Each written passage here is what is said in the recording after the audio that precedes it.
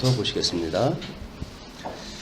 사도행전 28장 1절 우리가 구조된 후에 안즉 그 섬은 멜리데라 하더라. 비가 오고 날이 참해 원주민들이 우리에게 특별한 동정을 하여 불을 피워 우리를 다 영접하더라. 네, 드디어 우리 사도행전 마지막 장에 도착을 했어요. 아마 28장이니까 한 달에 4장씩 했다고 하더라도 4, 7이 28, 7개월입니다. 7개월의 여행 끝에 오늘 28장에 도착이 되는데, 그래서 우리 주보에다가 사도행전 전체 내용을 그 빨간 표 있는데 거기에다 소개를 해드렸어요. 일단은 우리 예수님이 구약에 언약되어진 대로 지금 이 땅에 오셔서 지상사역을 하시게 됐죠. 지상사역은 하나님이 이 땅에 오셔가지고 하셨던 그런 그 역사입니다. 그러나 그가 부활 승천하시게 되어지는데, 이분이 승천하셨을 때 할 때 약속이 뭐냐면 성령이 오실 것이다 이렇게 해요. 성령 강림.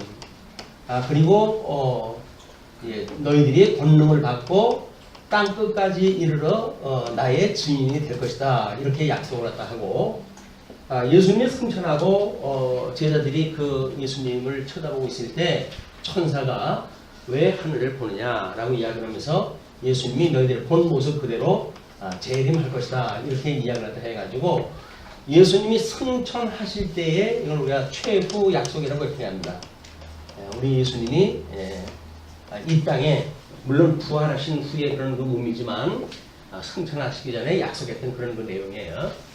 자, 이제 이 성령 강림의 약속을 따라가지고 오순절 때 성령이 오셔가지고 우리 그 예수님을 바라고 명령을 따라가지고 예루살렘을 떠나지 않고 있던 성도들한테 성령께서 내려온 것이 확인되어집니다. 그래서 그들이 권능을 받고 그 다음에 표적을 각종 표적을 보이는데, 여기에 이제 자기네들과 거기에 외국에 있다고 온 사람들이 함께 들을 수 있는 방언의 역사가 일어나는 거예요. 그래서 이 방언의 역사를 보고 사람들이 저들이 어떻게 우리가 살던 곳에 이 말을 할 수가 있느냐라고 하는 걸 물어봐요. 이것이 뭐냐면 이 하나님의 권능이 임했다고 하는 증거입니다. 그렇지만 사람들은 이 사람들이 낯을 채인 게 아니냐 이렇게 이야기했다 해요. 이거는 세상 사람들이 보는 이 어둠의 권세에 종에 매여져 있는 사람들이 보는 관찰한 내용이에요. 사람들이 낯을 챈 사람처럼 알아듣지 못하는 얘기를 했다 하니까 이렇게 이제 해석을 할 수밖에 없는 거야. 그러나 이제 이때 표적적인 사건이라고 하는 것을 베드로가 등장했다 해가지고, 이 지금 시간이 몇 시인데 술에 취했다고 이걸 이해를 하느냐. 그래서 터무니없는 이야기라고 이야기를 하면서 이것은 성령이 오셔가지고 지금 우리한테 권능을 주었다고 하는 이야기다라고 해서 구약 성경에 언약되어진 대로 이 방언의 역사가 일어나고 그것이 곧 성령이 오셨다라고 하는 이런 그 증거라고 하는 사실을 증거를 갖다 하죠. 그거로부터입니다. 이제 예수님께서 이렇게 됐을 때 이 땅 끝까지 증인이 되어진다는 이야기는 예루살렘 또는 이제 온 유다, 그 다음에 사마리아, 그 다음에 땅 끝, 여기까지 이제 복음이 증거되어야 된다고 이렇게 이야기를 했어요. 오순절 성령이 오시게 되면 너희들이 권능을 받고 나의 증인이 될 것이다. 나의 증인. 나의 증인이라고 하는 그거는 여기서 구약 성경대로 오셨던 이분이 예수 그리스도신데 이 예수 그리스도에 대한 증인이 되어졌다는 거예요. 그래서 나의 증인이라고 하는 그 이야기는 곧 내가 예수 그리스도와 한 몸이 되어졌고, 그걸 우리가 우리 예수 그리스도를 영접했고 이렇게 합니다. 영접했고, 그래서 그분하고 우리가 한 몸이 되어졌기 때문에 이제 예수 그리스도의 몸된 교회를 우리가 살아가게 되어지는 그 기업을 이기게 되어진 이런 사람이라고는 자기의 정체성이 만들어지는 거죠. 그래서 세상을 향해 살던 이 어두움이 주관하던 이 어두움이 주관한다는 이야기는 사망 권세가 주관하는 세계인데 이 사망 권세로부터 예수 그리스도로 말미암아 가지고 생명의 권세에 우리가 메인바가 되어졌다. 그래서 이제 우리는 이 권능을 받았다는 이야기가 생명의 권세를 받은 사람들의 표징이에요. 우리는 이 생명을 받았다는 이야기이기 때문에 여기서 우리가 예수님을 믿기 전에는 죽었던 우리입니다. 죽었던 우리. 그래서 우리 에베소서에서도 이야기하기를 죽었던 우리를 살리셨도다 이렇게 이야기를 해요. 그러니까 우리가 살아난 이 생명을 가지고 있다는 이야기는 육체를 가지고 있어가지고 뿜지럭거린다고 해서 살아있는 것이 아니라 우리 하나님의 그 기운으로 공급받은 영적 기능이 마비되어져 있는 상태. 이걸 우리가 하나님과 원수되어졌다 이렇게 이야기를 하는 겁니다. 그래서 모든 복의 근원이 되시는 하나님과 원수가 되어졌기 때문에 우리는 여기서 저주 가운데 살아가게 되어지는 거예요.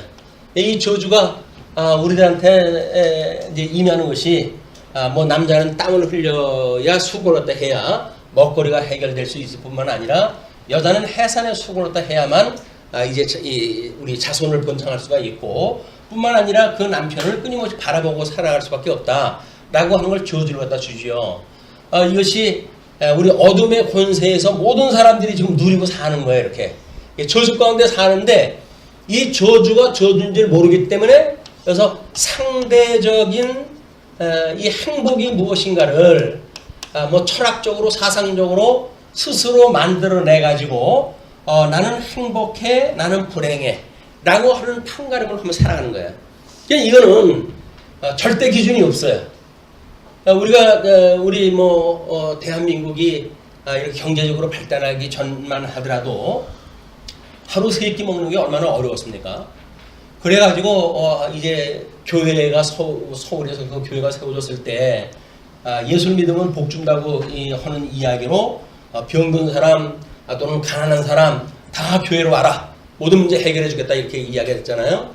그래서 물밀듯이 몰려온 것이 우리 산업화 시대에 대한민국의 인구 이동의 현상이었기에 그런데 그래서 그 교회는 마치 어떤 복을 주는 것이 교회라고 생각이 들어가지고 그 복은 맞아요. 신령한 복을 주시는 건데 이 사망 권세가 우리들한테 미혹하고 있는 그것이 복이라고 생각을 해가지고 우리는 세상을 잘못 살아가게 되어지는 겁니다.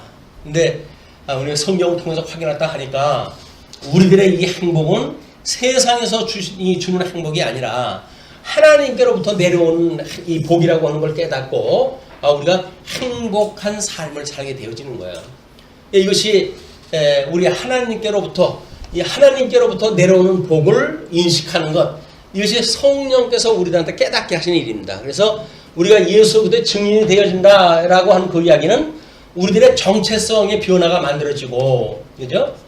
정체성의 변화. 왜? 우리가 세상의 종로릇을 갖다 했을 때 저주 가운데 살아가면서 거기서 뭔가를 취하는 것이 복이라고 느껴졌는데 예수님을 믿고 보니까 그게 아니었구나 라고 하는 걸 깨달아 가지고 새 생명 되어진 걸 깨닫게 되어지는 겁니다. 그래서 우리들의 모든 가치관의 변화가 만들어지는 거예요. 이제 이 가치관의 변화가 만들어지고 그래서 하나님이 기뻐하시는 뜻이 무엇인가를 분별하면서 영적 예배를 드리면서 살게 되어지는 것, 이것이 성도들의 변화되는 삶이라고 이렇게 이야기를 했어요. 자, 그러면 이렇게 복음의 증인이 되어지는 예루살렘으로부터 유다에서 또는 사마리아에서 땅끝까지 이르는 것이 성령이 오셔가지고 사도들로 하여금 증인의 역사를 하게 하신 건데, 우리 주보에 보시게 되면 예루살렘에 대한 그 이야기를 1장서부터 그 7장까지 소개가 되어져 있고, 그 다음에 사마리아에 대한 거를 8장서부터 12장까지, 그리고 사도 바울의 전도 여행으로 해가지고 13장서부터 21장까지 여지가 우리가 확인했던 것에 대한 것이 어디서부터 우리 이 사도행전에 대한 부분을 공부했는가에 대한 이야기예요. 그러니까 이제 사도 바울이 끝내 이방인의 사도로 부름을 받아가지고 땅끝까지 복음을 증거하다가 지금은 로마에, 이 과정이 로마의 죄수의 몸으로 끌려가게 되어진 이런 상태까지 우리가 확인했다 한 겁니다. 그러면 우리는 하나님으로 말미암아 이렇게 행복한 사람이 되어졌다고 그러는데 사도 바울은 죄수의 몸으로 끌려가요. 자, 그러면 이런 상대적인 가치관으로 사도 바울의 삶을 보게 되면 불쌍하기 짝이 없는 사람이에요. 왜? 이건 사망 권세가 우리들의 미혹하는 걸로 해가지고는 여기서 무조건 강해야 되고 무조건 부해야 되고 무조건 우리들의 조건 뭐 상관없어요. 귀해야 되고 이것이 마귀가 우리를 갖다가 미혹하는 그런 세력이거든요. 근데 사도 바울은 강한 것이 아니라 약하기 짝이 없어가지고 죄수의 몸으로 끌려가고 부하기는커녕 맨몸 가지고 지금 끌려가고 있는 상태입니다. 그리고 귀하기는커녕 죄수라고는 천한 몸으로 끌려가요. 저는 과연 그 사도 바울은 이 가치관이 변해가지고 예수 그리스도의 증인을 생명을 내대고 하는 사람 아닙니까? 그럼 이 사람이 과연 내 꼴이 이게 뭔가 라고 자조적인 생각을 가지고 증인의 역할을 다 했을까? 그게 아니라는 거 아니에요? 우리 그동안 확인한 걸로 해가지고는 여러 그 뭐 임금이나 왕들 앞에 그가 끌려갔을 때에도 단호하게 성령을 증거했고 예수 그리스도가 참 생명을 주시는 분이라고 하는 걸 증거를 갖다 했고 그래서 그 예수 그리스도로만이 우리가 새로운 세계를 볼 수 있다는 거예요. 그러니까 우리는 뭐 부모님 그 슬하에서 유아기를 살 때는 내가 살았던 그 유아기가 세상의 전부인 줄 알죠. 그러나 학교를 들어가서 넓은 세계를 우리가 체험을 했다 하고 그리고 공부를 하다 해보게 되면 그것이 얼마나 그렇게 어리석은 세계인지 미숙한 세계인지 그걸 깨닫게 되어지는 거예요. 성장해가면 성장해가는 것만큼 자기의 과거사 이것에 대한 문제의식을 느끼는 것 이건 내가 생각했던 것이 다가 아니잖아 라고는 문제제기가 만들어져야 되는 거거든요. 왜? 여기서 상대적으로 마귀가 우리를 미혹하는 그거대로 살아왔음에도 불구하고 그걸로 해가지고 진정한 행복을 우리가 누리지 못하잖아요. 물론 교회를 나와도 마찬가지로 행복을 누리지 못하는 사람들이 많습니다. 왜냐하면 아직도 이 교회라고 하는 것이 세상에서 요구하고 있는 이걸 주는 걸로 착각을 하면 그렇단 말이에요.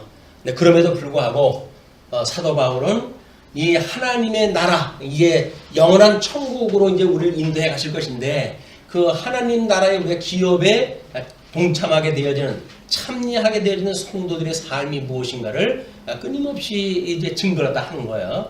거기에 끊임없는 그 복음을 듣는 자들로 하여금 정체성을 변화를 받게 하고 예수 믿지 않는 사람이 예수를 믿고 그리고 이 새로운 세계를 살아가게 되어지는 겁니다. 그것이 예수 그리스도를 믿는 구원의 역사라는 겁니다. 이 구원의 역사가 많이 침체되어져 있어요, 대한민국에. 그래서 요즘은 점점 교회가 줄어들기 시작을 하고 끝내 뭐 성경에 대한 진리를 왜곡시키는 그런 그 권세자들까지도 등장을 하고 그리고 온 철학 사조의 기독교의 그런 교리가 오히려 이렇게 침탈되어지는 이런 어두운 시대에 지금 우리가 살고 있다. 이때야말로 우리가 새로운 생명으로 변화되어진다는 이야기는 엄청난 보화를 우리가 받게 되어지는 거야. 여기서 뭐 귀하다라든지 부하다든지 이런 그것이 과연 하나님께로 보는 진리, 우리 주님께서 주시는 이 진리의 세계인데 이 진리의 세계를 깨닫게 되어졌을 때 진정한 부가 무엇인지 우리는 보화를 만나게 되어지는 겁니다. 진정한 귀한 것이 뭔지 하나님의 자녀로서의 우리의 승기의 신분, 하나님이 우리를 높여서 하나님과 형상을 닮아가게 되어진 성도를 만들어 가신다는 거예요. 이 귀한 성도들의 삶입니다. 실체적으로 우리가 깨닫게 되어지게 되면 나의 이 정체성의 변화로 인해 가지고 내가 얼마나 귀한 몸인지 세상 사람들은 몰라요. 그러나 구원받은 성도들은 자기의 신분 변화를 알게 되어집니다. 내가 하나님을 아버지라고 부르네. 내가 하나님의 자녀가 되어졌네. 라고 하는 것이 무엇하고도 바꿀 수 없는 우리들의 이 정체성의 변화예요. 세상에서 목숨을 잃을 뻔하다가 우리가 그 목숨을 살아났을 때에도 우리는 이게 나는 나머지 인생을 정말 새 인생으로 살아갈 거야 이렇게 이야기를 하잖아요. 죽을 병에 걸렸다가 뭐 수술을 받고는 구사일생으로 그분이 이제 다시 건강을 누리겠다라고 했을 때 그 건강을 차지한 거를 이제는 나를 위해서 살아가지 아니하고 세상에 다른 사람을 위해서 살아갈 거야 라고 다짐을 하는 사람들이 대부분이에요. 세상에 목숨이 죽었던 목숨이 다시 살아나는 걸 가지고도 새로운 어떤 정체성의 변화, 자기의 세상의 나머지 그런 인생살이의 역할을 다시 갖겠다고 하는 이런 어떤 결단을 하게 되어지는데, 죽었던 우리가 살아나는데 이 죽었던 우리가 다시 새 생명을 얻고 살아났다고 했을 때 우리가 갖고 있는 이 정체성의 변화는 세상 권세가 말릴 수가 없는 거예요. 이 어둠의 권세가 기우고 말릴 수 없는 이런 정체성 변화를 우리가 갖게 되어진다. 세상 사람들이 이제 그걸 보고 때로는 미쳤다 이렇게 이야기를 하는 거예요. 저 사람이 안 그러더니 왜 그러냐 이렇게 이야기를 하고, 이거는 정체성이 변화가 되어졌기 때문에 세상 사람들은 이상하게 보여지고 하나님 나라에서 그분을 성도로 영접한 사람들은 함께 기뻐하게 되어지는 놀라운 교제가 이제 이루어지는 겁니다. 그게 교회 생활이다. 그래서 지금 그 빨간 표시에 되어진 대로 사도 바울이 이방인의 사도로 부름을 받고 그리고 끝내 이제 그 포로 생활을 갖다 하게 되어지는 바울이 소개가 되어져요. 21장서부터 28장 적지 않은 그런 그 장수를 해가지고 바벨론의 포로로 로마의 포로로 끌려가는 거를 이제 하나님께서 소개를 갖다 해줍니다. 그런데 역설적으로 로마의 죄수의 몸으로 끌려갔던 사도 바울로 인해 가지고 이 유럽, 특별히 서바나 반도라든지 이런 데에는 복음화가 되어진다는 거죠. 이 복음화가 되어져 가지고, 물론 이 복음화 어저께 우리 세미나에서도 이야기를 했지만 이미 노아의 세 아들에게 약속했던 대로 유럽 이 백성들 야벳 자손들인데, 야벳의 이 자손은 창대하게 되어지겠고 이렇게 이야기를 했어요. 그리고 셈의 후손, 이 셈의 후손의 장막에 거하게 되어지겠다 이렇게 약속을 했어요. 그래서 우리가 이제 르네상스 이후로 해가지고 유럽이 이 문화가 엄청나게 발달하지 않습니까? 문명이 발달하고 그리고 경제가 무섭게 이제 발전하다 하게 되어진 것이 유럽의 변화였어요. 근데 21세기를 들어가지고 아시아 시대로 이제 세상이 바뀌어간다고 하는 것을 보통 사회학자나 일반 학문을 하시는 분들도 다 같이 그걸 동의를 합니다. 이제는 문화가 셈의 아시아 시대의 문화가 열렸다 이렇게 이야기를 하는 거예요. 근데 이거는 일찍이 사도 바울을 통해 가지고 역사가 이렇게 진행되어지고 왔던 거예요. 그래서 사람들은 그거를 보고 이 아시아 시대다 이제는 이렇게 이야기를 하는데, 이것이 창대케 되어진 야벳 자손이 셈의 장막에 거하겠다고 했던 우리 하나님의 약속이 21세기 20세까지 와가지고 이게 성취가 되어지고 있는 역사예요. 만사는 그렇기 때문에 하나님의 언약대로, 이 만사는 하나님의 언약대로 성취가 되어진다. 그렇기 때문에 하나님이 만사를 언약대로 이루어가시는 분이기 때문에 이걸 주관하시는 하나님, 만사를 이걸 우리가 섭리하신다고 이렇게 이야기를 하죠. 하나님이 섭리하시는데 이걸 하시는 그 하나님을 우리가 아버지라고 부를 수 있다고 한다면, 그러면 이제는 우리가 그 아버지의 집에서 살게 되어지는 거예요. 뭐가 고민이죠? 먹을 거 고민일까요? 입을 거 고민일까요?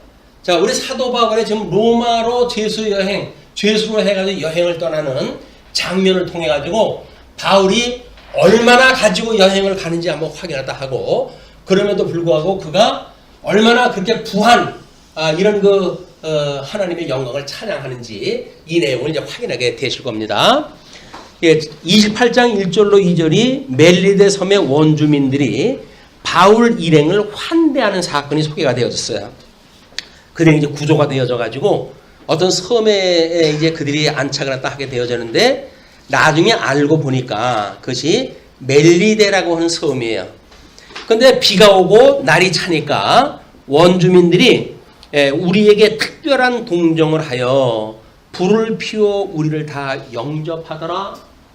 이제 이 코로로 끌려갔던 사람들이 죄수뿐만 아니라 이 죄수는 바울을 포함을 갖다 해가지고 그다음에 선원들이 있었고 죄수들을 수송하는 군인들이 있었잖아요. 백부장을 해가지고 이런 그 인원들이 있었는데 이들이 도착을 다 했어요. 그러니까 뭐 270몇 명이 도착을 다 했으니까 뭐 작은 섬에서는 대단한 일이죠. 근데 그 사람들이 이 사람들을 영접을 갖다 해가지고 먹고 또는 추위를 피하고 하는 일들을 감당할 때 해줘요. 요즘도 뭐 우리 이제 그 다른 나라에서 이국하는 사람들에 대해서 어떻게 하는 것이 국가적 또는 인권적 그런 그 일인가라는 걸로 해가지고 갑론을박이 이렇게 심하게 되어지는데 자기는 뭔가 사람이 구제를 원하는 사람한테는 도와주는 것이 인지상정이죠.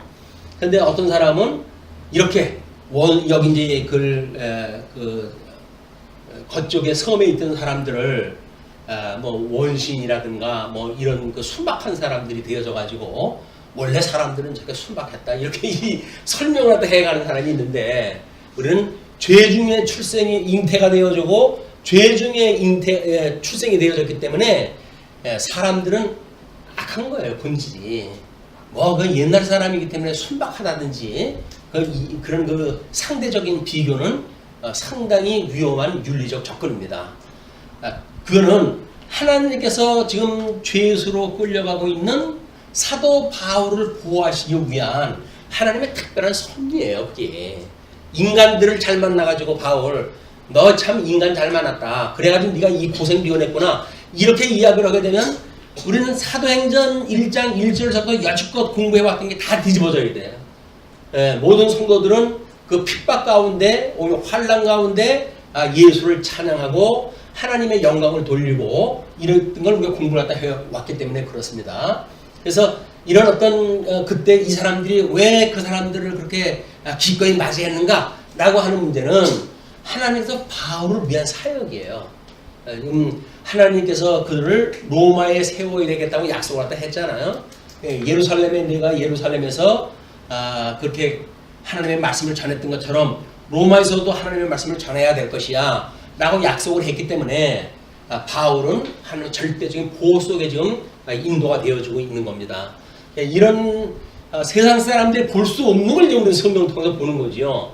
죄수의 몸이라고 하는 그거는 세상 사람들이 봤을 때에 좀 초라한 모습인지 모르지만 그 여행길에 있어서는 최적의 이게 조건이에요. 그래 군대의 보호를 받으면서 거기에 큰 배를 타고 여행 간다고 하는 그 이야기는 아무나 누릴 수 없는 호사를 누리는 겁니다. 사실은. 근데 사람들은 죄수의 그 몸이 뭐가 그렇게 좋다고요 이렇게 이야기를 하는데 세상의 죄수의 몸이라고 하는 그 이야기는 우리가 여기 사망 권세에 지금 매여져 있는 게 종 아닙니까? 사망 권세에 우리가 종으로 살아가고 있는 거예요. 그게 여기서 말하고 있는 소위 죄수인데 우리는 그 실제적인 죄수라고 하는 것은 간과하고 이렇게 현상적인 죄수라고 하는 것에 자꾸 관심을 갖게 되어지는 거야. 우리는 사단에 매였던 종이었어요. 종이. 사단이 시키는 대로 죄를 지으며 살아왔던 사람들이거든요. 그렇기 때문에 우리가 하나님을 만나게 되어지면 예수 그리스도를 만나게 되면 세상의 모습으로 해가지고 죄수의 몸이 될지 몰라도 하나님의 나라에서는 하나님의 자녀로 예수 그리스도의 동역자로 이 권능을 받은 증인이라고 하는 그런 권세를 가지고 있는 성도의 삶이 되어진다. 이것이 세상 사람들이 보는 시각하고는 전혀 다른 시각이라는 거예요. 자, 이제 그들을 영접했는데 3절로부터 6절을 보시게 되면 바울이 독사에게 물렸으나 아무런 피해가 없음이 이제 소개가 되어집니다. 자, 바울이 나무 한 묶음을 거두어 불에 넣으니 뜨거움으로 말미암아 독사가 나와 그 손을 물고 있는지라. 우리 현상적으로 해가지고 바울은 죄수예요. 바울은 죄수. 막 이 선원들은 뭐 자기네들 봉급받고 하는 그런 그 사람들이고, 이 군인들은 이 죄수를 호송하는 그런 그 사람이죠. 자연적인 그런 현상 속에서는 나무를 준비하면 누가 준비를 갖다 해야 될까요? 군인이 해야 되겠습니까? 선원이 해야 되겠습니까? 사도 바울이 나무를 준비한 건 죄수라고 하는, 현상적 죄수라고 하는 것이 이야기를 하는 거예요. 그게 우리 변화를 받은 성도들이 살아가는 삶의 형식입니다. 세상에서 여전히 죄수라고 한다면 죄수의 모습이라고 하는 그걸 자연스럽게 우리 수용하다 하는 거예요. 우리가 뭐 여기서 직원이다, 내가 어떤 그 회사의 직원이다 라고 하면 직원이라고 하는 그런 사실을 그대로 수용이 돼야 되는 거예요. 그리스도 안에서 우리가 자유자가 됐다 할지라도 우리는 여전히 우리 그리스도 안에서 그 종에 자유로울 수 있는 종인데도 불구하고 우리가 종으로 살아간다고 하는 그 이야기는 현실을 그대로 인정한다는 이야기입니다. 우리 이런 신령한 세계의 우리 변화라고 하는 그 이야기는 그래서 세상 사람들이 손가락질을 안 해요. 왜? 쟤는 예수를 믿는다고 그러더니 뭐 완전히 엉망진창이 돼버렸어. 이렇게 이야기를 할 거 아니겠어요. 주인을 주인으로 알아보지 않고 모든 자연세계의 질서를 갖다 막 깨트리고 이렇게 되어진다고 한다면 정상적으로 정체성 변화를 받은 사람이 아니에요. 정상적으로 우리가 예수를 믿게 되어지게 되면 종은 종으로서 또는 남편은 남편으로 아내는 아내로서 이런 자기의 역할을 감당하는 것이 변화받은 성도들의 삶의 모습이다. 나는 예수를 믿는 사람이기 때문에 내 마음대로 살 거야 라고 하는 그런 일은 성경에서 그렇게 말하지 않아요. 그냥 우리가 예수를 믿는다는 이야기가 현상적인 것을 내재적으로 초월하는 개념이지 내재의 세계를 부정하는 것이 아니다. 이것이 믿음의 세계라고 이렇게 이야기를 했어요. 우리 현상의 세계, 눈에 보이는 이 현상의 세계라고 하는 그것이 있다고 한다면 초월되어지는 하나님의 이 나라에서 만들어지는 세상이 있잖아요. 근데 이거를 성령을 통해서 우리가 깨닫게 되어지게 되면 인식을 하는 세계가 따로 있어요. 우리가 인식할 수 있는 세계예요. 하나님의 나라가 이렇대 라고 하는 걸 깨닫게 되어졌을 때 이걸 믿음으로 산다 이렇게 이야기를 하는 겁니다. 그래서 현상세계는 나중에 마지막 날 하나님의 심판을 이루게 되면 불태워가지고 다 없어질 세상이에요. 그러나 우리가 이 믿음의 세계가 여전히 살던 우리들이 하나님 나라의 백성으로 영원 공동으로 살게 되어지는 거다. 그래서 이 인식계, 우리 믿음의 주요 온전케 하시는 예수를 바라보는 이런 그 세계 아직 이루어지진 않았어요. 완성이 되지는 않았지만 믿음으로 해가지고 그걸 끊임없이 바라보는 세계가 믿음의 세계라고 이야기를 하는 거예요. 그래서 믿음의 세계와 현상 세계와 하나님의 말씀하셨던 언약을 하셨던 원형의 세계라고 하는 이런 그 내용은 개념이 달라요. 다르기 때문에 우리가 현상 세계에 살면서 믿음으로 산다는 이야기는 이것도 내재적으로 수용을 했다 하고 이것도 우리가 믿음으로 바라보며 살아가는 세계다. 이 조화를 잘 이루는 것이 우리가 차선을 따라서 순리대로 살아가는 신사적인 성도들의 삶인 거야. 자, 그러면 그렇게 이제 한 묶음을 나무를 갖다 해가지고 불에다 넣었는데 뜨거움으로 말미암아 독사가 나와서 그 손을 물은지라. 이제 독사가 나왔다 그러니까 할 일 없는 성경 연구자들이 있어요. 그래가지고 이 멜리데 섬까지 찾아가가지고 정말 독사가 있는지 연구를 갖다 해봤대요. 그랬더니 독사가 없더라. 그냥 성경이 잘못됐다 이렇게 주장했다 하더라는데 참 할 일 없는 사람이에요. 할 일 없는 사람인데 그 사람은 그게 업이니까 그렇게 해가지고 뭐 연구 결과 발표해가지고 책이라도 써가지고 돈을 버는지는 모르겠습니다만은 이때로부터 지금이 어느 때입니까? 그렇게 지금 하나님께서 창조되어졌던 짐승세계의 종이 수없이 없어지고 하는 그런 과정 중에 거긴 독사는 지금까지 있으려는 법이 어디 있겠어요? 그냥 전체를 보고 변화되어지는 2000년 세월이라든지 이런 걸 보고 그걸 판단을 갖다 해야 되는데 자기가 살고 있는 세계 속에서 그 시간대의 개념을 가지고 멜리데 섬을 찾아간 거예요. 그리고 독사를 찾았더니 없더래요. 그래서 이거는 독사가 아니다. 그때는 독이 없는 그거를 독사라고 누군가가 썼다. 근데 이렇게 해가지고 우정 하나님의 말씀을 왜곡시키거나 그걸 평가절하하거나 라고는 사단의 역사가 아직도 있는 거예요, 이게. 그래서 하나님의 말씀을 우리가 잘못 깨닫게 되어지게 되면 엉뚱한 데로 갈 수밖에 없습니다, 이게. 그래서 우리가 하나님의 말씀을 정말 신사적으로 사실이 그러한가 하여 확인하는 일은 매우 중요하다. 자, 그런데 그렇게 해가지고 했는데 그 토인들이 봤을 때 말이에요. 뭐라고 그러냐면 이 원주민들이에요. 원주민. 그 원주민이라고 하는 그 이야기는 뭐 용어를 그때 쓰고 있던 로마 제국이 사용했던 헬라어라든지 라틴어라든지 이런 걸 쓰지 않고 자기네 토속적인 용어를 쓸 때 보통 원신이라고 이렇게 이야기를 했고 또는 원주민이라고 이야기를 한 겁니다. 그래서 여기서 뭐 그 성경에서 이야기하는 그런 그 원주민이라든지 이런 것이 그렇게 비하할 만큼의 무시한 사람들이 아니에요. 특별히 뭐 연구자들의 의학 같으면 멜리데이는 아마 로마 제국에서 은퇴한 이런 그 고관 대작들이 그쪽으로 해가지고 별장을 만들고 많은 사람들이 살고 그랬기 때문에 상당히 부유한 도시라고 이렇게 연구를 갖다 했어요. 그 사람들은 쓸모 있는 연구를 갖다 한 사람들이에요. 할 일이 없는 사람들 연구는 다르게 그렇게 해서 거기는 많은 경제가 부흥을 갖다 했었다 이런 이야기를 합니다. 그러니까 그렇게 했는데 그 사람들이 보니까 이 짐승이 독사가 그 손에 매달려 있는 거예요. 다 독사가 손에 매달려져 있다는 이야기는 독사가 손가락을 물었다는 이야기예요. 그렇죠? 그런데 서로 말하되 진실로 이 사람은 살인한 자로다. 왜냐하면 이거는 어떤 그 신의 보복이 아니면 그럴 수가 없다는 거예요. 이 독사가 물릴 수가 없다는 거예요. 왜? 바다에서는 구조를 받았으나 공의가 그를 살지 못하게 함이로다. 아니 바다에서 그런 그 죽음의 고비를 겨우 넘겨왔는데 그 추위 좀 피우려고 나무 해가지고 어떻게 불에 넣다가 독사에 물리냐. 그러니까 너는 저주를 받은 일이 있어서 너 이 신이 너를 갖다 저주하는 그런 그 현장에 지금 너가 있는 거다. 사람들이 이렇게 해석을 한 거예요. 그러니까 사망 권세 아래 있던 사람들은 나름대로 여기서 신앙을 가지고 있어요. 그 신앙이 우상 숭배라고 하는 종교의 개념입니다. 종교라고 하는 그런 입장에서 봤을 때 여기서 말하는 복이야말로 이복을 누리는 거 아니에요. 전부. 종교가 추구하는 모든 그 일들은 세상의 행복을 추구하고 있는 거예요. 그러나 기독교는 세상의 행복을 위한 종교가 아니다. 우리는 물론 우리들이 세상에서 누리는 그 행복, 정체성이 변화됨으로 해가지고 여기서는 현상적으로 해가지고는 얼마나 우리가 환난의 세계를 살는지 몰라요. 그러나 환난의 때에 너희가 기뻐하라 이렇게 이야기를 합니다.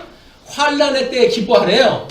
예, 환난 받는 것이 예수 그리스도와 내가 한 몸이라고 하는 것이 사람들의 시기가 나서 너희를 환난에 거하게 하는 거니까 내가 예수님과 한 몸이라고 하는 것이 확인되어지는 건 환난을 통해서 되어지는 거야.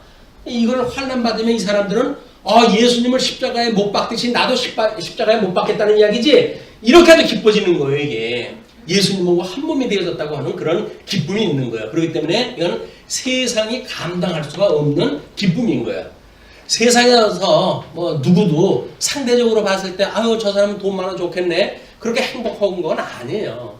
저 사람은 다른 사람보다 건강해가지고 좋겠네 그래가지고 행복한 게 아니라니까요. 예, 저 사람은 다른 사람보다 존귀해가지고 뭐 나라 대통령까지 됐으니 얼마나 이게 행복할까. 근데 역대 대통령들이 다 감옥에 들어가고 이게 지금 무슨 일이에요 이게. 아니라는 거 역설적으로 보여주는 거 아닙니까 이게. 그렇게 보여줬는데도 불구하고 여전히 귀한 몸이 되겠다고 해가지고 사기치면서 정치권으로 기우기우거리지를 않나. 또는 뭐 이 돈을 벌기 위해 가지고 각양 뭐 사기를 치질 않나. 건강을 위해 가지고 뭐 요즘 건강 상품이 얼마나 유행인지 모릅니다. 이런 걸로 해가지고 우리 그 틈새 공략이라고 그래 이제 경제에서도 그런 틈새 공략을 통해 가지고 돈을 버는 사람들이 많습니다. 이런 걸 이유로 해가지고 이게 우리가 세상에서 행복을 추구하기 때문에 그런 일이거든요. 근데 우리가 현상 속에서 환난을 당할지라도 우리는 오히려 기뻐하고 감사하고 항상 소망 중에 기도하는 이런 삶을 살아가게 되어지는 것이 성도들의 삶이기 때문에 세상 사람들이 세상 권세가 우리를 전혀 이걸 막을 수가 없어요. 해석이 다 틀려요. 해석이.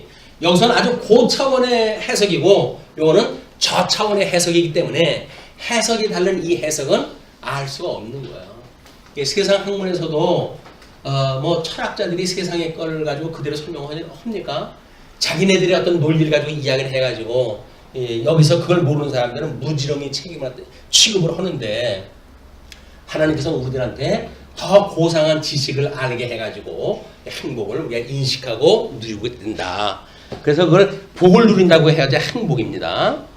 자, 그러니까 이렇게 너희들이 어떻게 여기까지 왔는데 구조를 받았는데 공의가 너를 살리지 못하게 합니다 라고 이야기를 했어요. 그런데 바울이 이 독사가 얼마나 맹독이냐면 작은 그 독사에 물리게 되면 금방 퉁퉁 붓고 이제 죽어가야 되거든요. 근데 바울이 뭐 태연하게 있다가 그 짐승을 불에다 떨어버렸어요. 불에다 떨어버렸어요. 지금 바울의 이 일련의 사태는 마지막 날 심판을 그대로 보여주는 작은 표현들이에요. 마지막 날 독사들이 이 사망 권세가 이 독사의 권세 아닙니까? 이게 예수님도 독사의 자식들아 이렇게 이야기를 하고 그랬어요. 이 독사들이 우리를 누리고 또는 자기네 권세라고 주장하는 세계가 이 세상 아니에요.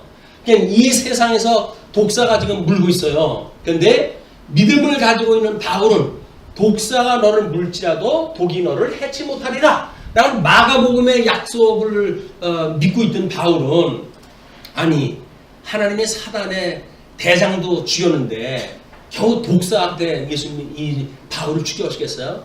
그냥 바울이 그냥 그 불에다가 툭툭 털어 넣었어요. 그 이야기는 뭐예요? 마지막 날 사망 권세가 공격한 너희 세상들은 불에 타고 말 것이야 라고 하는 간접적인 선언이에요. 사도 바울이 그렇게 떨어버리니까 이제 그 조금도 상함이 없어요. 그러니까 6절에 이렇게 됩니다. 그들은 그가 붙든지 혹은 갑자기 쓰러져 죽을 줄로 기다렸다가 원주민이라고 한다면 독사에 대한 것을 자세히 알 뿐만 아니라 독사의 그런 그 후속으로 나타나는 반응 잘 알 수밖에 없잖아요. 잘 알 수 있는 사람들이니까 지금 하나 둘 속으로 쉬고 있을지도 몰라요. 여름은 씌어진다 지금 하나서도 10가지 씌어는지도 몰라요. 그런데 조금도 상함이 없는 거예요. 그러니까 죽을 줄로 기다렸다가 아마 10 정도 쉬는 시간이 아닌가 모르겠는데 오래 기다려도 열이 넘어가지고 열에 10번을 쉬었는데도 오래 기다려도 그가 아무 이상이 없음을 보고 돌이켜 생각하여 말하되 그를 신이라 하더라. 모든 이 신의 저주를 받아가지고 죽을 수밖에 없었는데 이것이 그렇게 않는 걸로 봐서는 여기서 이제 신이라고 했던 그 이야기는 다른 데에서는 신의 아들이라고 이렇게 설명이 되어진 데도 있어서 신의 아들이다 이렇게 본 거예요. 제대로 본 거죠. 하나님의 아들이니까 이 신의 아들로 본 거죠. 저 사람은 하나님의 아들이구나, 신의 아들이구나 이렇게 이제 이해를 다 한 거예요. 그래서 그렇게 신이라 하더라. 그러면서 7절로부터 10절까지 주민들이 환대하자 바울이 많은 병자를 고치는 이적을 표하게 됩니다. 7절 이 섬에서 하나님께서 이 정도 가지고 사도 바울의 어떤 표적으로 끝낼 일이 아니죠. 하나님은 지금 로마 여행까지 가야 되는 중차대한 그런 역할을 갖다 해야 되기 때문에 후속 제2의 조치가 이제 떨어지는데 가장 높은 사람 보블리오라 하는 이가 여기서 가장 높은 사람이라고 하는 그 이야기는 아마 행정관이 아닌가 이렇게 이제 해석을 합니다. 그래서 로마에서 파송되어진 가장 높은 행정 책임자 뭐 이런 사람들이 있었는데 그 근처에 토지가 있는지라 그가 우리를 영접하여 사흘이나 친절히 머물게 하더니 사흘 동안 친절히 머물게 했는데 보블리오의 부친이 열병과 이질에 걸려 누워있거늘 바울이 들어가서 기도하고 그에게 안수하여 낫게 하며 이게 성경 구절로 보게 되면 뭐 아프니까 안수해서 낫네 이렇게 생각이 들잖아요. 아까 독사에 물렸다가 독사를 불에다 집어넣을 정도의 파격적인 어떤 그 표현에 의할 것 같으면 이건 너무 평범한 표현인 것 같아요. 그래서 성경학자들이 이때 그 이질이라고 하는 게 뭔가 이거를 이제 또 연구를 하다 했어요. 그랬더니 뭐 몇 달을 앓는 것이 이제 고통을 쌓으면서 이렇게 앓는 그런 아주 고질병이 되어지고 뭐 심지어는 1, 2년까지 끌고 가고 더 심하게 되면 죽게 되어지는 그 병이라고 그럽니다, 이게. 그러니까는 성경에는 그냥 열병과 이질이라고 설명이 되어졌지만 이미 생명의 담보를 할 수 없는 그런 그 지경이 이른 거예요. 그런데 바울이 들어가서 기도하고 그에게 안수하여 낫게 하며, 표적이라고 했어요. 우리 예수님이 오셔가지고 했던 이 지상사역에서 보던 모든 그런 이적, 기적, 우리가 이렇게 이야기를 하는데 이거는 전부 우리 예수가 그리스도라고 하는 표적을 보여주는 거다. 이게 표적이라고 했어요. 예수가 그리스도이다 라고 하는 걸 보여주는 표적이라고 이야기를 했어요. 그렇기 때문에 사도 바울이 지금 그 행정관의 아버지의 병을 고친 건 뭐예요? 사망 권세에 너희들이 종로 매여져 있는데 하나님의 권능으로만 여기서 자유를 입을 수 여기에서 노연할 수가 있어 라고 하는 복음을 증거하는 내용이에요. 표적으로의 표적적인 행위이기 때문에. 그러니까 이제 그 보블리오의 부친이 열병과 이질에 걸려서 누워있거늘 바울이 들어가서 기도하고 그에게 안수하여 낫게 하며 이러므로 섬 가운데 다른 병든 사람들이 와서 고침을 받고 이거 웬일이야? 라고 소문이 나기 시작을 하니까 섬 안에 있는 환자들이 다 온 거야. 근데 고침을 다 받았어요. 후한 예로. 이거 얼마나 고마운 일입니까? 후한 예로 우리를 대접하고 떠날 때에 우리 쓸 것을 배에 실었더라. 예수님이 우리 지상사역을 하실 때 뭐라 그랬죠? 너희는 다만 그의 의와 나라만 구해. 그리고 무엇을 먹을까? 입을까? 이런 거 염려하는 거 아니야. 그리고 이런 거 구하는 거 아니야. 라고 이야기를 했어요. 그렇죠? 아니 먹을 걸 구하지 않으면 어떻게 살아가요 이 땅에. 근데 주님께서는 의와 나라를 증거하는 증인의 역할을 하게 되면 그 증인에 필요한 모든 먹거리 주님께서 주신다는 거예요. 그게 믿어지십니까? 이게 믿어져야 우리가 평강이 오는 거예요. 돈이 없음에도 불구하고 주님께서 우리한테 심령의 평강을 주셔가지고 이 어려운 환경을 이겨나가는 믿음의 생활이 가능하게 하신다. 이건 어떤 역설적으로 우리가 성경에 나오는 표적을 아는 신비주의자들처럼 그러므로 해가지고 터무니없는 걸 믿는 게 아니에요. 하나님이 우리를 그렇게 믿어가게 하시는 인격적 사역을 다 하신단 말이에요. 그러니까 하나님이 무엇을 먹을까 마실까 염려하지 말라고 그러는데 죄수의 몸으로 끌려갔어요. 풍랑을 만나가지고 배 안에 있던 모든 먹거리 다 버렸어요. 그리고 배가 파손돼가지고 나무 조각 하나 의지의 해고들 다 이 섬에 도착한 사람들 아닙니까? 뭘 더 비교를 합니까? 그 사람들이 뭐 먹을 거 뒤에다 돈이라도 꿈쳐뒀을까요? 아니에요. 그냥 빈몸으로 전부 나온 사람들이에요. 근데 그 사람들이 그 겨울이 나는 한 석 달 정도의 겨울 기간인데 그 기간 동안을 다 먹을 수 있도록 이 사람들이 영접을 하다 해줬다는 이야기는 극진한 대접을 받은 거예요. 근데 뭐 호롤단신으로 사도 바울 빈몸 가지고 갔지만 먹을 거 마실 거 염려한 것이 없잖아요. 그럼에도 불구하고 먹을 거 먹고 입을 거 입고 그리고 이제 그 네로 앞에 서게 되어지는 모습을 우리가 보게 됩니다. 우리가 증인의 삶이라고 하는 그 이야기는 적어도 그런 담력이 필요한 겁니다.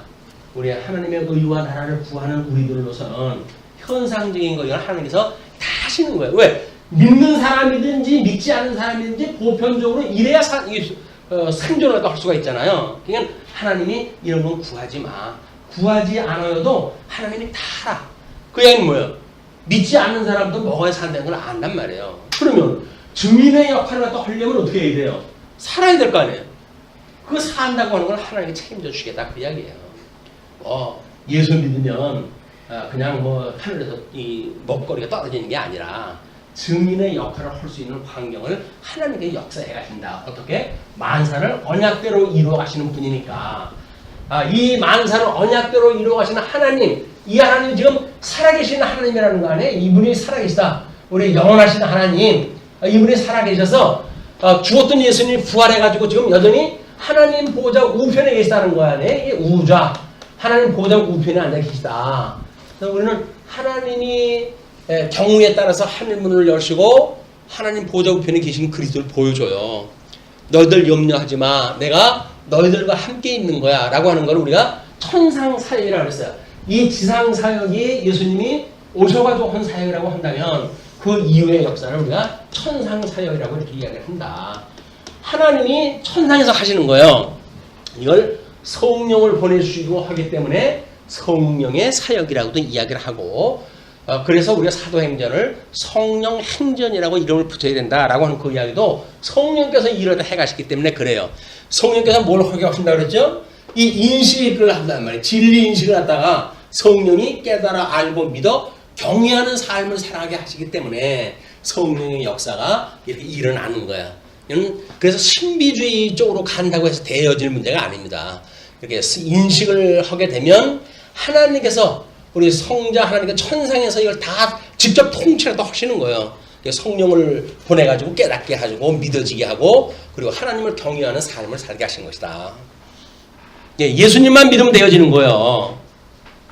그러면서 이제 11절부터 보시게 되면 15절까지 과동한 후 멜리데에서 로마 아피오 삼간에 이르게 되어집니다. 석 달 후에 이제 겨울이 다 지나간 거죠. 우리가 그 섬에서 겨울을 난 알렉산드리아 배를 타고, 이거는 우리 애굽으로부터 이제 그 곡창지대로부터 로마까지 곡물을 갖다 수송하는 그 배예요. 대형 그런 그 배인데 마침 그 섬에서 함께 겨울을 났다네요. 그래서 알렉산드리아 배를 타고 떠나니 그 배의 머리 장식은 디오스후로라. 배의 장식이, 우리 자동차 이름이 전부 뭐 라틴어라든지 신화에 대해서 이름들을 전부 빼냈잖아요. 이게 그냥 그 차종의 어떤 그 의미를 차를 만든 사람 입장에서 봤을 적에는 이런 표식을 갖다 주어가지고 표식, 그래가지고 신화에서 나오는 의미를 갖다 부여하는 거예요. 그래서 건강하다든지, 지금 배에서의 이 경우 같으면 모든 그런 물의 재난으로부터 보호를 갖다 해준다고 하는 신화의 내용을 끌어다가 거기에 주인공을 붙여놓은 곳이 지금 여기서 말하는 머리 장식에, 배의 머리 장식. 뭐 여기 나오는 그 디오스구라고 하는 거는 쌍둥이에 대한 이야기이기 때문에 아마 양쪽에다가 하나씩 이렇게 붙이지 않았겠느냐 사람들이 이야기를 하는데, 그래 놓고는 수라구사에 대고 사흘을 있다가, 그냥 지금 이 국물 수송선이고 무역선이기 때문에 거기서 떠나가지고 다시 수라구사에 대고 사흘을 또 이제 있었던 거예요. 정박을 하고 거기서 물건을 옮기거나 했거나. 그리고 그때는 이게 돛담배 아닙니까? 그래서 지금 우리들이 보고 있는 어떤 기선 개념으로 이걸 생각하면 안 돼요. 그때는 순전히 자연풍을 이용해가지고 이걸 이동했다 해야 되기 때문에 그 거대한 배가 바람이 없으면 못 가요. 그래서 우리 그 무풍지대라고 하는 그 우리 적도 부분에 그 무풍지대는 바람이 없어요. 거기는. 그렇기 때문에 거기는 배가, 이 돛담배가 이동을 못하는 곳이에요. 그게. 네, 그런 걸 모르게 되면 바람이 없다고 배가 안 가나? 뭐 이렇게 이야기를 하기도 하죠. 해류가 있고 그러면 다 흘러가고 그렇게 마련이지 뭐 이렇게 이야기를 하는데, 바람이 없으면 이 바람을 이용한 배는 이동을 할 수가 없다. 자기네들 마음대로. 그렇기 때문에 머물 수밖에 없는 거예요.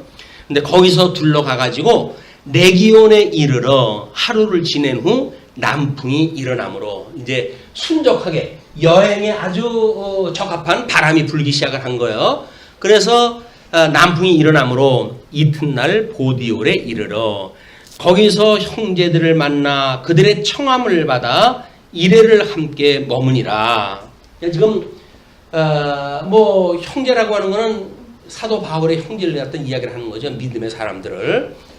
그걸 만나가지고 지금 이레를 머물게 됐어요. 그래서 우리는 이와 같이 로마로 가니라. 그래서 쉬엄쉬엄 하면서 이제 로마까지 도착을 했는데, 이 로마라고 하는 데가 어떤 데입니까? 자, 15절. 그곳 형제들이 우리 소식을 듣고 아비오 광장과 트레이스 타메르네까지 맞으러 오니 바울이 그들을 보고 하나님께 감사하고 담대한 마음을 얻으니라. 지금 그 우리 주보에 표식을 갖다 해드린데 보게 되면 로마 아빠오 그 이제 뭐 삼간에 도착했던 일들, 또는 사역에 대한 일들 뭐 이런 걸 소개를 해드리려는데 지금 하나님의 그 사람의 어디 275명이 출발을 하고 있는 거예요. 근데 거기에 적어도 이들이 가고 있는 그 삼간이라고 하는 이런 그 곳은 옛날 지금 로마 제국이 황제들이 다른 지방을 공격을 했다 해가지고 그리고 개선 장군들이 이제 들어가던 길입니다. 그 길을 사도 바울이 들어간다는 거예요. 뭐 어떻게 보게 되면 우리는 세상 사람들이 보고 있는 이 성전가를 부르면서 들어올 수 있는 이런 장군들은 로마의 장군들이었죠.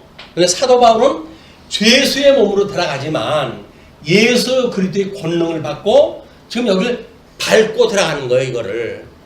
그러니까 이거는 빛의 권세에 의해 가지고 어두움이 이게 침노당하는 그런 그 상태가 되어지는 겁니다. 오늘 우리 뭐 또 자매님이 한 분 오셨잖아요. 이게 오신 게 그냥 온 게 이게 아니에요. 그냥 우연히 뭐 우리 동료가 가자고 해서 이제 오신 그런 그 우연한 기회가 아니라 지금 빛의 권세가 어둠의 권세를 감싸 안기 시작을 한 바울이 개선 장군만 들어갈 수 있는 그 통로로 해가지고 로마에 그 입성하는 이런 모습이나 똑같은 거예요. 그러니까 이미 한 발을 디뎠다는 그 이야기는 이거는 빛의 세계로 해가지고 발을 디딘 거예요. 이거를 제대로 깨닫게 되시게 되면 놀라운 은혜를 우리가 함께 누려서 아마 행복한 제2의 삶을 우리가 또 생각할 수 있다고 보여집니다. 근데 그냥 뭐 역사 얘기를 저렇게 재미도 없게도 한다 이렇게 생각할 수 있는지 모르겠지만 이건 생명의 이와에 연결되어져 있기 때문에 그래요. 그래서 역사 이야기만 하면은 논리적으로 그냥 쉽잖아요. 근데 이거를 이 생명의 세계와 연결을 시켜서 이야기를 해야 되기 때문에 이 역사 이야기는 자꾸 끊어지기도 하고 이런 것이 있는데 오히려 우리들이 지금 살펴봐야 될 거는 저 천상의 이야기다. 그래서 우리가 그냥 뭐 동료의 손을 들고 그냥 왔다, 안내를 받아서 왔다라고 하는 것은 이 땅에서 보여지는 해석의 문제예요. 그럼 다른 사람의 모든 해석이 지금 달라진 해석으로 한다고 있다고 한다면 그분들은 어떻게 보고 있을까라고 하는 걸 한번 뭐 안내자한테 한번 물어보셨으면 좋겠어요. 감동을 어떻게 받았는지. 그래서 기분이 어떻냐? 기분이 어떠냐? 나 그래 교회에 끌고 와도 그래 행복하냐? 물어보셨으면 좋겠어요.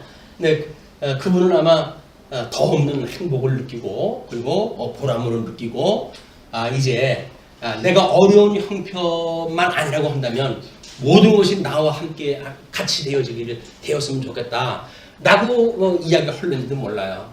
사도 바울이 왕 앞에서 담대하게 복음을 증거할 때 뭐라 그럽니까? 내가 지금 사슬에 묶인 거 외에는 다 같이 나와 같이 되기를 내가 원하나이다 이렇게 이야기를 했잖아요. 아마 그런 그 기대를 해봐도 좋을 것 같습니다. 자, 그러면 16절로부터 22절 바울은 지금 신분 높은 유대인을 청하여서 자신을 비원하게 돼요. 자, 우리가 로마에 들어가니 바울에게는 자기를 지키는 한 군인과 함께 따로 있게 허락하더라. 사흘 후에 바울이 유대인 중 높은 사람들을 청하여 그들이 모인 후에 이르되 여러분 형제들아 내가 이스라엘 백성이나 우리 조상의 관습을 배척한 일이 없는데 예루살렘에서 로마인의 손에 죄수로 내준 바 되었으니 로마인은 나를 신문하여 죽일 제목이 없으므로 석방하려 하였으나 유대인들이 반대하기로 내가 마지못하여 가이사에게 상소하며 내 민족을 고발하는 것이 아니니라. 이러므로 너희를 보고 함께 이야기하려고 청하였으니 이스라엘의 소망으로 말미암아 내가 이 사슬에 매인 바 되었노라. 그들이 이르되 우리가 유대에서 내게 대한 편지도 받은 일이 없고 또 형제 중 누가 와서 내게 대하여 좋지 못한 것을 전하든지 이야기한 일도 없느니라. 이에 우리가 너의 사상이 어떠한가를 듣고자 하니 이 파에 대하여는 어디서든지 반대를 받는 줄 알기 때문이라 하더라. 우리 기독교가 유대교의 여러 파 중에 한 파로 보통 알고 있었다고 그랬어요. 그리고 세상이 많이 바뀌었음에도 불구하고 로마 지역과 지금 이제 이 예루살렘은 상당히 거리가 있기 때문에 그 사람들이 나쁜 소식을 듣지 못한 거야. 근데 바울은 혹이나 내가 내 민족을 고발했던 걸로 이 사람들이 오해를 할까봐 자초지종을 이제 소개를 한 겁니다. 그런데 의외로 그 지역에는 로마인들이 뭐 우리 마카비 왕조 때 사람들이 로마로 이제 이주를 시작을 했다고 이렇게 이야기를 해요. 그래서 이 하스몬 왕조 때에 그 본격적으로 사람들이 유입이 되어졌고 그래가지고 어저께 우리 공부를 했다 했지만 아칼라오의 그런 거 악정을 로마 황제한테 고발을 했다 하려고 해가지고 50명을 보냈답니다. 50명을. 이 50명을 보냈을 때 로마에 있었던 그 유대인들이 8,000명이나 돼요. 8,000명. 그러니까 대단히 많은 사람들이 있었던 거예요. 그래서 그 아칼레오는 50명이 가가지고 상소를 했다 하는 바람에 이게 목이 잘렸고 그런 바람에 결국 총독이 이제 파송되어진 그런 그 역사가 이루어졌던 겁니다. 자, 그러니까 이걸 이제 비워놓았다 했는데 그 사람들은 우리들이 그런 거에 나쁜 소식을 들은 바가 없다. 다만 너희들이 말하는 그 기독교라고 하는 것이 우리 유대 종교의 어떤 한 파로 우리가 알고 있기 때문에 근데 누구한테서도 그걸 호감을 가지고 있는 파가 없더라. 그냥 우리가 그거를 너한테 직접 듣겠다. 그런 거 이야기죠. 그래서 이제 23절로 29절 강론을 불신하는 유대인들에게 이방인의 구원을 말하게 되어지는 역사가 소개가 되어집니다. 그들이 날짜를 정하고 그가 유숙하는 집에 많이 오니 바울이 아침부터 저녁까지 강론하여 하나님의 나라를 증언하고 모세의 율법과 선지자의 말을 가지고 예수에 대하여 권하더라. 이건 구약성경이에요. 구약성경이 모든 그 율법과 그 다음에 이 선지가 곧 나에 대해서 증거한 거라 이렇게 이야기를 하지 않았어요. 이건 율법과 선지, 유대인들이 잘 알고 있는 구약성경을 가지고 예수가 그리스도라고 증거를 했다는 거죠. 이렇게 권하니까 그 말을 믿는 사람도 있고 믿지 않는 사람도 있어 서로 맞지 아니하여 흩어질 때에 바울이 한 말로 이르되 성령이 선지자 이사야를 통하여 너희 조상들에게 말씀하신 것이 옳도다. 일러스되 이 백성에게 가서 말하기를 너희가 듣기는 들어도 도무지 깨닫지 못하며 보기는 보아도 도무지 알지 못하는도다.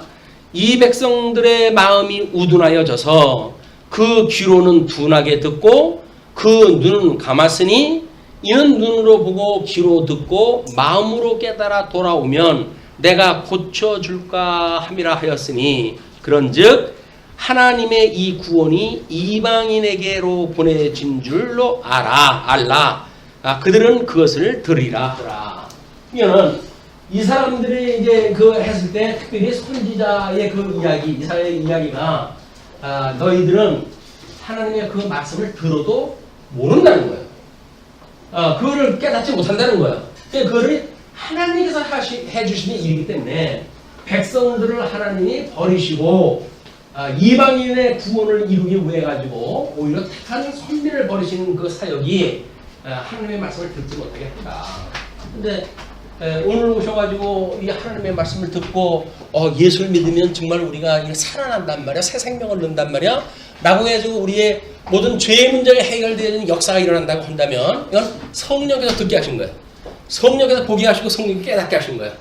그 성령의 역사가 오늘 충만하게 일어났으면 좋겠습니다. 그래서 그런 일로 우리가 새로운 정체성을 가지고 우리 한번 인생을 또 다시 한번 천공을 하다 하는 이런 기회가 됐으면 좋겠습니다. 그래서 그 사람들이 그렇게 이야기를 하고 오히려 이제 그렇게 너희들 듣지 않지만 이방인들에게 이거를 전하게 되어지게 되면 그들은 그것을 들으리라 하였더라. 이렇게 이야기돼요.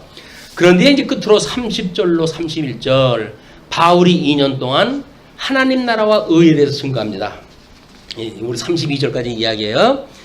자, 바울이 온 이태를 2년을 2년을 꽉 차도록 아마 이제 했던가 봐요. 그래서 온 이태를 자기 셋집에 머물면서 자기에게 오는 사람을 다 영접하고 하나님의 나라를 전파하며 주 예수 그리스도에 관한 모든 것을 담대하게 거침없이 가르치더라. 이런 걸로 해가지고 그 우리 의와 나라를 구하라고 그렇게 이야기를 해놨어요. 이거에 대해서 가감없이 그리고 담대하게 혹시 또 이 말 듣고 시험에 들면 어떨까 이런 마음의 염두에도 안 뒀어요. 왜? 성령의 역사라고 한다면 능히 이걸 듣고 깨닫는 생명의 역사가 일어날 걸 믿었던 거예요. 바울이. 같은 성령의 역사라고 한다면 2000년 지난 오늘날 그 성령께서는 여전히 처음 듣는 복음을 받아들이는 놀라운 기적의 역사가 일어날 거라고 믿습니다. 자, 이렇게 해서 우리 사도 바울의 모든 것을 이제 가르쳤는데 이 가르치는 걸로 해가지고 뭐가 있을 것 같다니 뒤가 이 지금 모든 것을 담대하게 거침없이 가르치더라라고 했으니까 그 뒤에 뭐가 계속 되어져야 될 것 같은데 사도행전은 이걸로 그냥 끝나버리고 말아요. 이게 뭘까? 그래가지고 그 이후의 문제를 우리 특강으로 해가지고 사도행전 그 이후 1부 다음 주에 이제 공부할 내용이고요. 2부는 몇 분 안 나오실 것 같아가지고 재미없는 걸로 해가지고 2부를 편성을 갖다 했어요. 그래서 1부만 들으시게 되면 2부는 듣지 않아도 될 만큼 이걸 편집을 갖다 했으니까 다음 주에는 다른 우리 정신을 차리고 이걸 들어보셔야 돼요. 그런데 하게 되면 오늘의 이 감동, 사도 바울 개인의 어떤 이런 개인적인 감동은 비교가 안 돼요. 놀라운 그 생명의 역사, 기적의 역사 소개가 되어질 겁니다. 그걸로 인해 가지고 그동안 우리 잠자고 있던 이성이 있다고 한다면 새롭게 도전받는 이런 기회가 됐으면 좋겠습니다. 기도하겠습니다.